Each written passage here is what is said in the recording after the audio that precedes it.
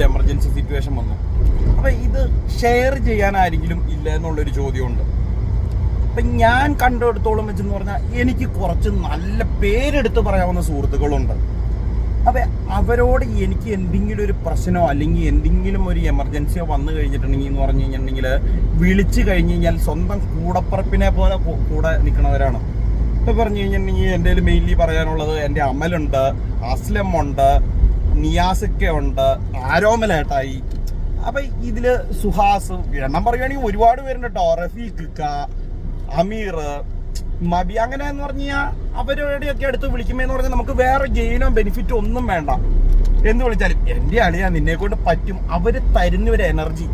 അതുപോലത്തെ നല്ല സുഹൃത്തുക്കൾ എന്ന് പറഞ്ഞാൽ നമ്മുടെ ചോര പോലെ നമ്മുടെ കൂടെ ഉണ്ടാവും, വാക്കുകൊണ്ടാണെങ്കിലും കൂടെ ഉണ്ടാവും എന്നുള്ള സുഹൃത്തുക്കളാണ് നമ്മുടെ ഏറ്റവും വലിയ എനർജി.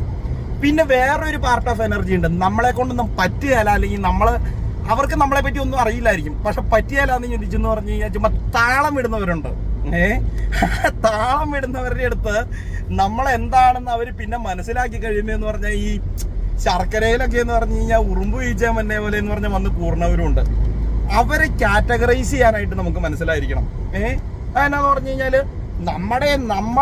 നമ്മുടെ എന്ന് ചിന്തിക്കുന്ന ആ ഒരു സുഹൃത്ത് ബന്ധങ്ങള് അത് നമ്മുടെ സൈഡിൽ എപ്പോഴും നമ്മളെ പിടിച്ചു നിർത്താനായിട്ടുണ്ടാവും.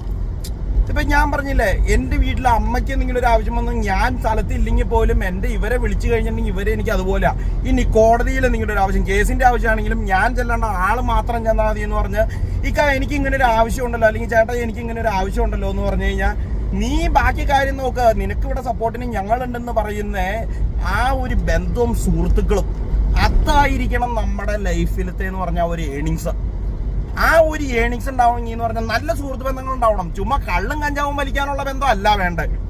നമുക്ക് നമ്മുടെ സപ്പോർട്ടായിട്ട് നമ്മുടെ എനർജി എന്ന് പറഞ്ഞു കഴിഞ്ഞാൽ നമ്മുടെ സുഹൃത്തുക്കളായിരിക്കണം.